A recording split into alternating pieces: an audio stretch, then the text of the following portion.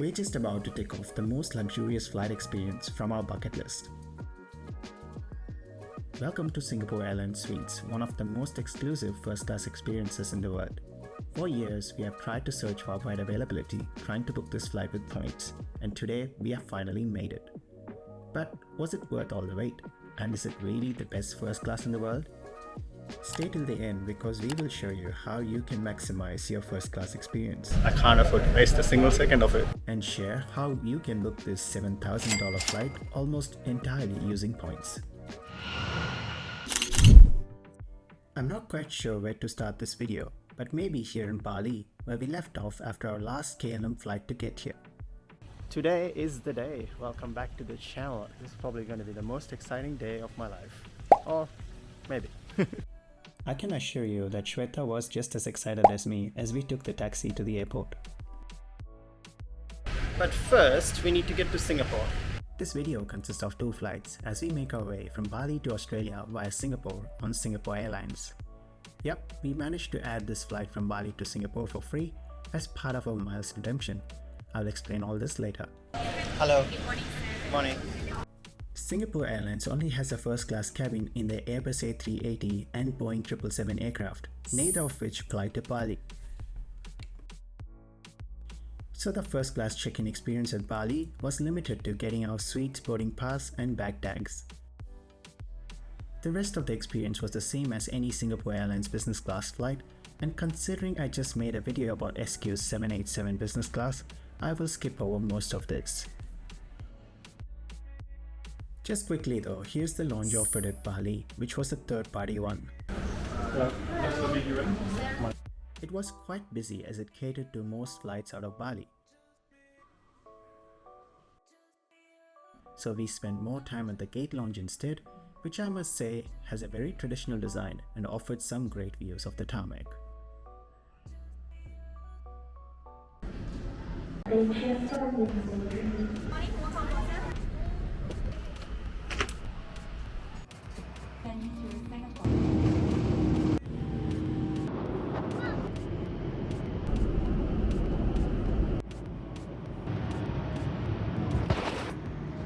Alright, we are in Singapore. Now we got 11 hours of transit. And guess where we're going first? To the airport drop-off areas? What? You don't just transit when you are flying first class, you make an entrance. I'm not sure if you cared, but I wanted to share the full first class experience right from the driveway if you were to fly out of Singapore. So this is the first class check-in area in Terminal 2. The staff told me that the experience out of Terminal 3 is much better. So to take one for the team, we even took the Sky train to T3 and made the long walk over to the private check-in area there. With its own driveway, it did feel very secluded from the rest of the terminal. We already checked in, but we just wanted to see what the experience is like. No problem, sir. Just have your... Nothing too fancy inside. So the first class immigration is here. So once you clear immigration, just veer to your left, you will see the escalator. So up the escalator is where the Silver Crest Lounge is. But it was exclusive to have a separate immigration that led almost directly into the SQ lounges. To be honest, this airport is so efficient, so usually it's not like you have to wait very long anyway. Hello. So you're invited to the cabin. Our lounge of choice is the private room, reserved exclusively for Singapore Airlines first class passengers. The narrow entrance opens into a grand, beautifully designed lounge. A stunning chandelier glows over the room, while the intricate glasswork adds a touch of sophistication. The lounge is thoughtfully divided into private booths for an intimate experience, alongside an elegant open dining area where first-class travelers can indulge in gourmet dining. But first, it was time to catch some sleep. Actually, do you have any nap rooms? Yeah, we do have. So you want it right now?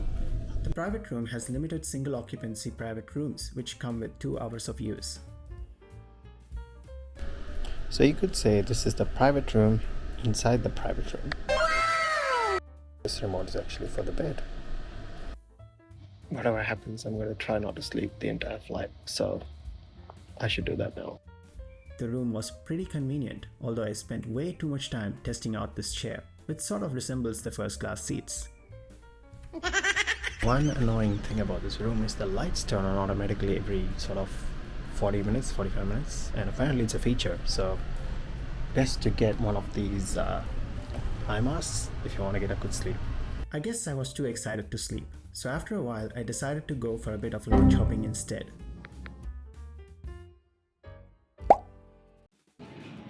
Adjacent to the private room and a step below is the Silver Crest First Class Lounge, which is for Star Alliance First Class passengers as well as SQ's PPS members. It is a little bit busier and features a buffet service. It also comes with similar facilities including nap rooms, and I somehow managed to get an extra 2 hours of sleep here.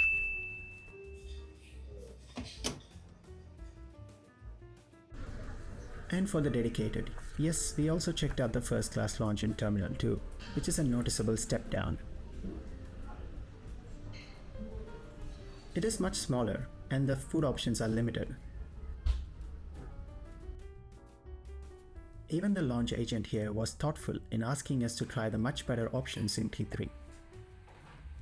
So we returned back to the private room to partake in some dinner options at the lounge. Here's the drinks list that was provided.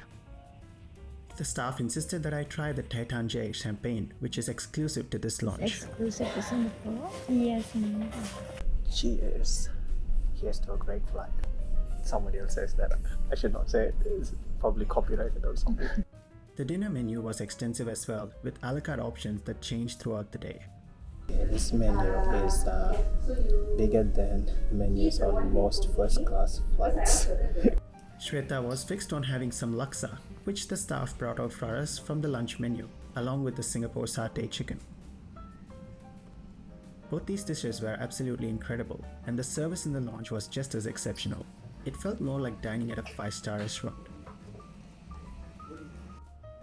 The private room features some impressive showers, especially this one, which is the biggest shower in Changi Airport.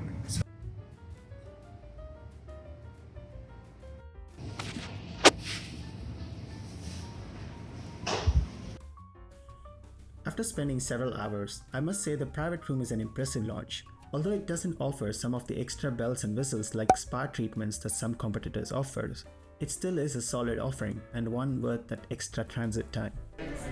Thank you. Bye. Eventually it was boarding time, and so a goodbye to our home for the last few hours. Right, so I got about 4 hours sleep in the lounge, so hopefully I can stay awake this whole flight. I can't afford to waste a single second of it. So we make this short walk to our gate. As we made our way to gate B5, we were brimming in excitement as we caught our first glimpse of the Super Jumbo.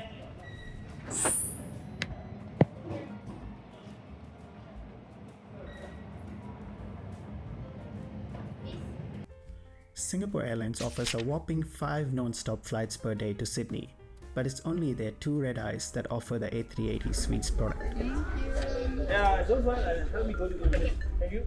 Anyone you want us to collect today?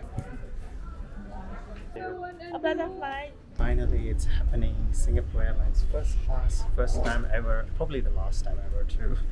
So super excited. SQ has 12 A380s in their fleet, and they were all refurbished during COVID with new first-class cabins. This new first-class cabin is in the upper deck of the A380, with seats arranged in a 1-across-1 manner. Welcome aboard. Thank you, Mr. Asher. Good, thank you. Welcome aboard. Yeah, I'm ready.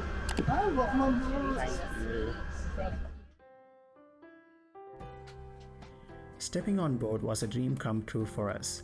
We have flown Singapore Airlines several times, but we never imagined we would be here in our own private suites.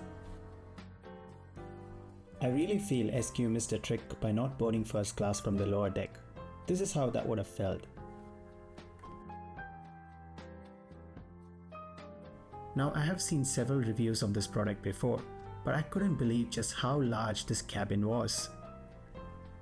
Seat 1A, which I selected, takes up 54 square feet, which is almost as big as some hotel rooms in large cities. Seats 1A and 2A can be combined if you're traveling with someone. And finally, there's seat 3A, which is the smallest, but it still takes up 35 square feet. With warm ambient lighting and premium fittings, this suite felt more like a private jet than a commercial aircraft. Unlike other first-class products that we have tried so far, the seat that you see here is separate to the bed, which we'll look at later. The plush, oversized leather chair is more like a lounge chair than an airplane seat. It can be rotated using this control panel on it to face your travel companion at all times except takeoff and landing. The lack of overhead bins makes the cabin feel even bigger. Yeah, it's like a personal wardrobe where you can put your clothes, you can put your blankets. Instead, there is an individual closet and several small storage areas spread throughout the suite. For pre-departure, we were offered some champagne, and of course we had to try the exclusive Crystal Brew 2015. The onboard service surpassed levels of the lounge, with 3 staff looking after us. Welcome aboard again. Hello, my name is Jocelyn. May I have your towel? Thank you. We were personally greeted by name and offered our size of pajamas from Lalik. We'll check these out later along with the amenity kits and the headphones. With that, it was time for takeoff, and we pushed and taxied our way to runway 2C. A very good morning, ladies and gentlemen. Captain speaking. Sit back, relax, and enjoy the flight. Once again, thank you for flying Singapore Airlines. This was one of the furthest runways from Terminal 3, giving us that extra few minutes of suites time. We also taxied past the smallest member of the SQ fleet along the way.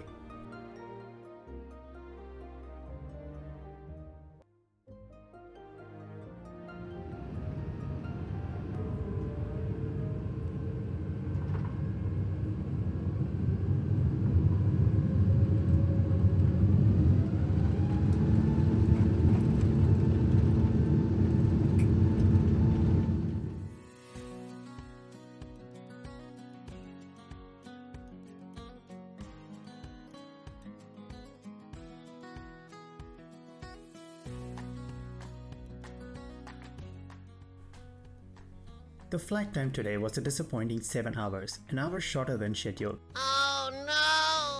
So let's make the most of it. A warm serving of nuts was offered upon departure as I checked out this first-class amenity kit from Lalik. This is the men's version that consists of a sleek black pouch filled with premium skincare essentials like a refreshing face mist, hydrating lotion, and an elegant perfume. There's a completely different kit for the ladies that Shweta got. This? I would put this amenity kit somewhere in between Emirates Bulgari and Qatar's Diptyque offerings. And then it was time to dine, which brings us to the biggest letdown of this flight. So Singapore Airlines brands these overnight flights to Australia as their sleeper service, which means a very limited food menu to allow for uninterrupted rest. Here's a look at what was on offer. If I was paying full price for first class, I would honestly be disappointed by the lack of options, especially for the second meal. However, none of this is the crew's fault. They went above and beyond to put together whatever they could with the limited options that they had. This is exactly why you should always use the Book the Cook service when flying Singapore Airlines in first, business, or even premium economy. It is an extensive pre-order menu with world-class dishes, and if you're departing from Singapore, the choices are really incredible. But first, it's time for another round of Is It Even First Class Without Caviar?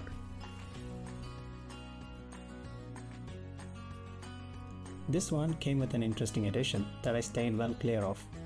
So shot of vodka to go with the caviar. Interesting. I'm still getting used to this whole fish egg thingy, but I have to admit it is starting to grow on me.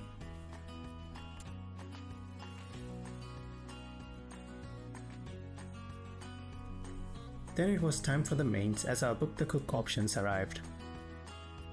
I had to just go to biryani and oh my god, it smells so good. She later confirmed that it was as delicious as it looked here.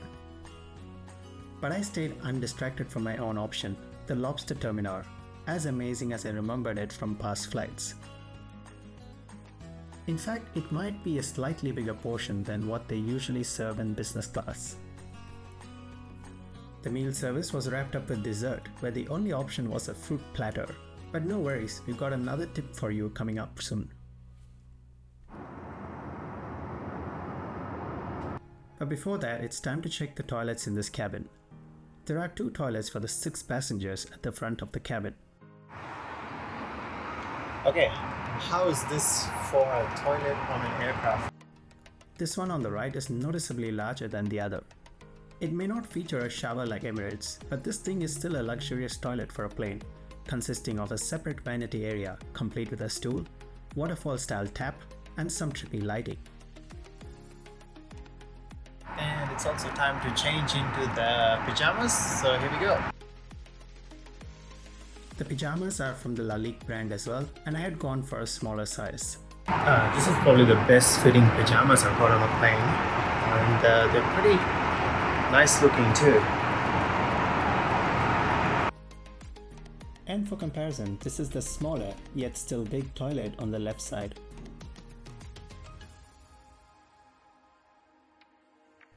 Back at my seat, the crew had already done a turn down service, and this is how the bed looks like when the suites are combined.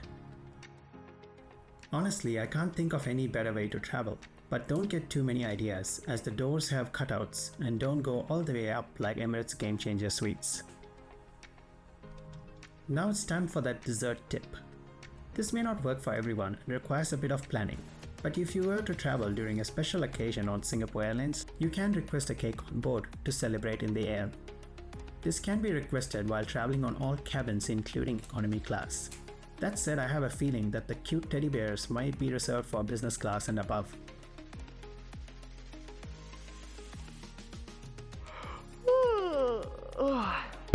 Shweta's being sensible and has decided to have a nap, but I'm gonna keep charging on. The crew for their part kept me entertained and appreciated my love for aviation. They even gave me a full tour of the various cabins on this aircraft, letting me geek out over all things aviation. They also offered me to take part in some wine tasting, which was probably wasted on me as I don't really drink that much. The suite is decked out with not 1 but 3 entertainment screens, a small tablet, a TV facing the seat, and another facing the bed. So I browsed through the movie options. There is a separate movie selection for first class, but I couldn't tell how this listing was more premium to the regular offerings. One thing that I wish that SQ offered on its A380s was in-flight cameras, which is something that other competitors have. With about 1.5 hours left to landing, the second meal service commenced. I won't go over the limited menu again since I already covered that earlier, but this is what breakfast looks like in first class. The tea selection was on point though, with SQ's extensive TWG collection. This is perfect. With that, it was time to change out of the pajamas as we approached Sydney. I took a moment to reflect on just how privileged we were to experience this incredible product. We started this YouTube channel 3 years ago, and in that time I've been so lucky to experience some of the best aviation products and share them with an audience that loves flying just as much as I do. This channel gave me an avenue to express my love for aviation, and I really thank all our subscribers and commenters for the journey so far. Right now, the channel is at a crossroads and life is about to take off in a whole new direction. With a new arrival on our way, our adventures are about to change. I'm not sure how often we'll be able to create content like this moving forward, and that's where I need your help. Should we keep this channel going, posting whenever we can, or is it time to bring this journey to a close? Let me know what you think in the comments. It's alright. Back to SQ First Class for the moment, and to wrap up this incredible journey. After years of planning and saving, we finally got to experience one of the most exclusive ways to fly. The hard product is nothing short of spectacular, and the legendary SQ service lived up to its reputation. What sets Singapore Airlines for me from other airlines is their consistency. Whether you're flying first class, business, or even economy, you know you're in for something special. The ground experience at Singapore and the private room lounge were top-notch, and while there were no onboard showers or lounges, the amenities offered were fitting for a luxurious onboard experience. If there is one downside, it's the limited meal service due to the sleeper flight schedule. But despite that, we have zero regrets about finally ticking off SQ Suites class with our well-saved miles.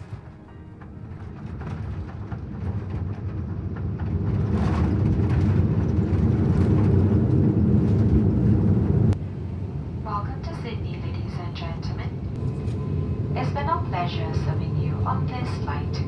Thank you for flying Singapore Airlines, a member of Star Alliance.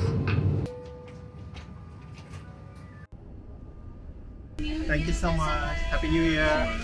Well, we went in there expecting this to be a very special flight. What do you think? Yes, it was very special and it looked after us really well. Let me start off by saying that SQ Suites class is one of the hardest redemptions to book with miles. That's because these suites are only available on 12 aircraft, and each plane has just 6 of these seats. The only way to redeem points for this experience is through Singapore Airlines' own KrisFlyer program, which has 2 pricing tiers.